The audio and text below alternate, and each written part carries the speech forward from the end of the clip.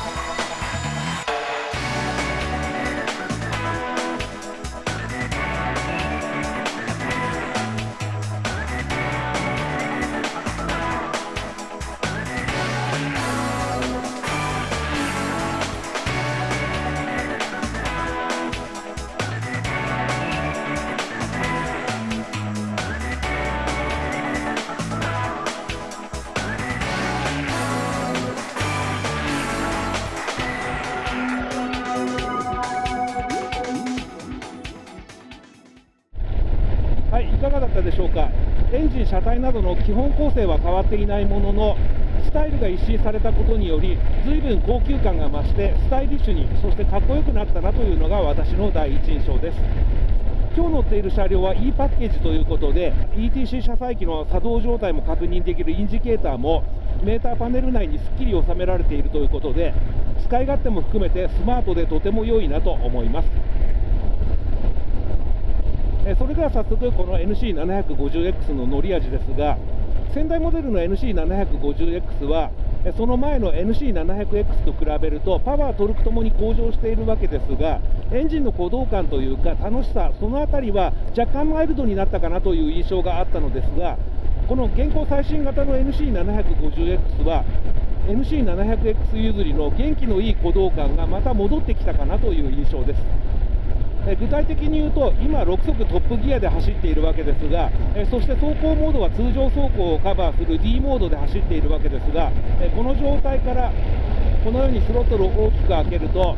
270度クランクらしい独特のパルス感というか鼓動感を伴いながらかなり豪快に加速していくという感じで、この辺りは味わい深さとともにパワフルさも兼ね備えているということで、元気のいい、そして楽しめるエンジンに進化したかなという印象です。この辺りはよりパルス感を味わえるようにマフラー、サイレンサーなども改良されているということで、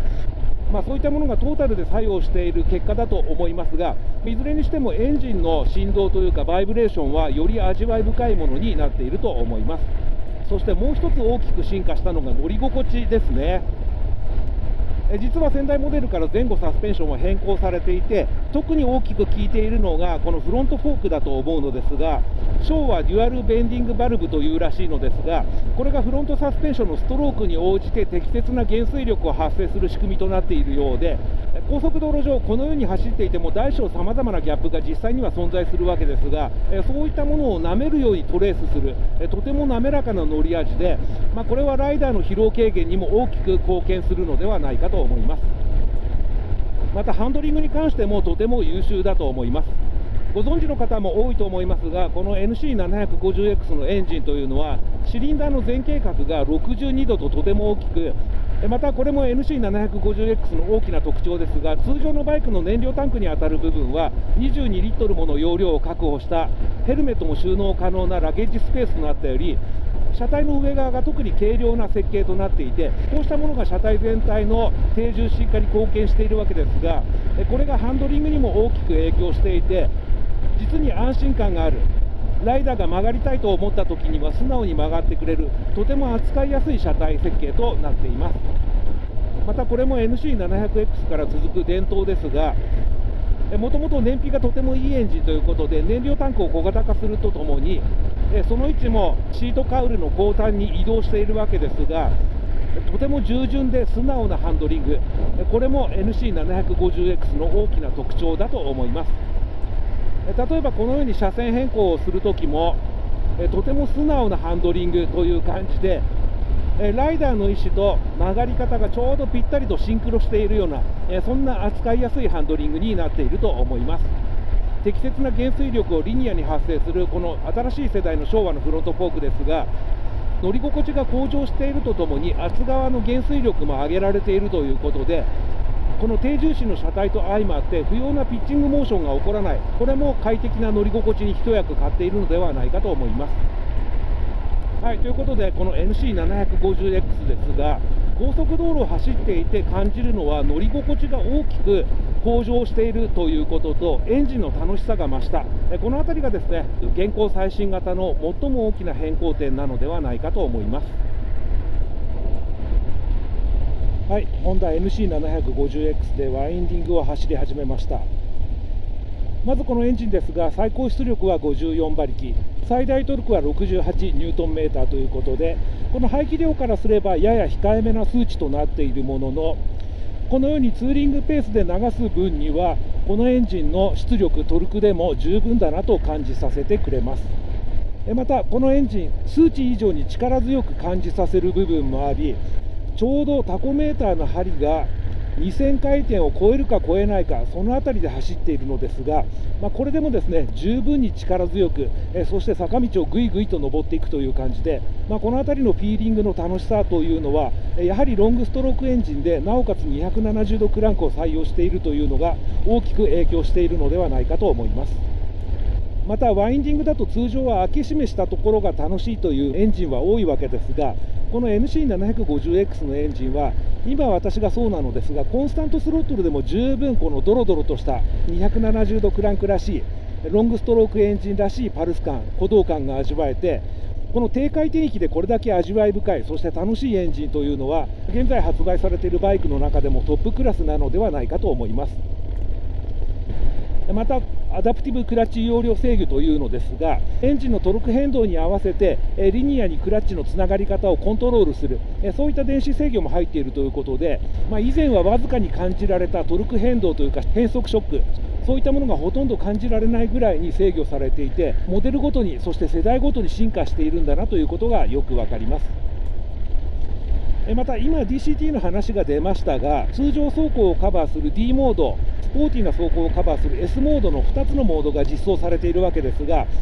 S モードの中でも3段階に調整できるようになったということで、自分のイメージした思い描いたシフトタイミングとちょっと違うなと感じた時や、よりエンジンブレーキの強いバックトルクを欲しい時、そういった時にはこの S モードの3段階の切り替えというのは大きなメリットになるのではないかと思います。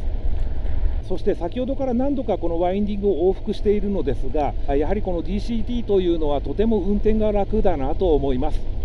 特に大きなメリットとして感じられるのは、エンストする心配がないということですね。これはおそらくクラッチ操作が苦手であろう女性ライダーやエントリーユーザーの方、そういった方には大きなメリットとなるでしょうし、渋滞に揉まれているような時もこのクラッチを通常であれば握っている左手が疲れることがない。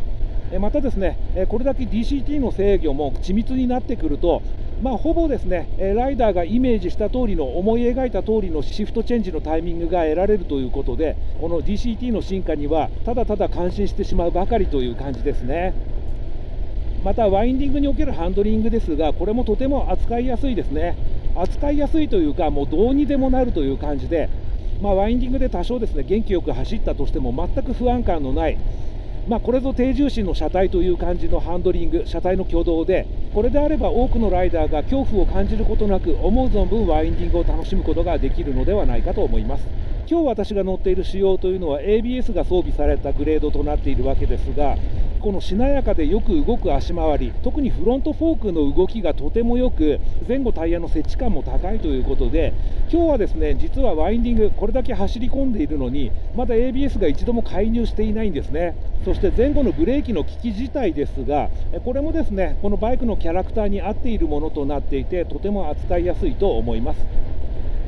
特にですね、この DCT 車の場合はリアブレーキのコントロール性というのが重要になってくると思うのですが、適切な制動力、そしてコントロールしやすさも兼ね備えていて、申し分ないものだと思います。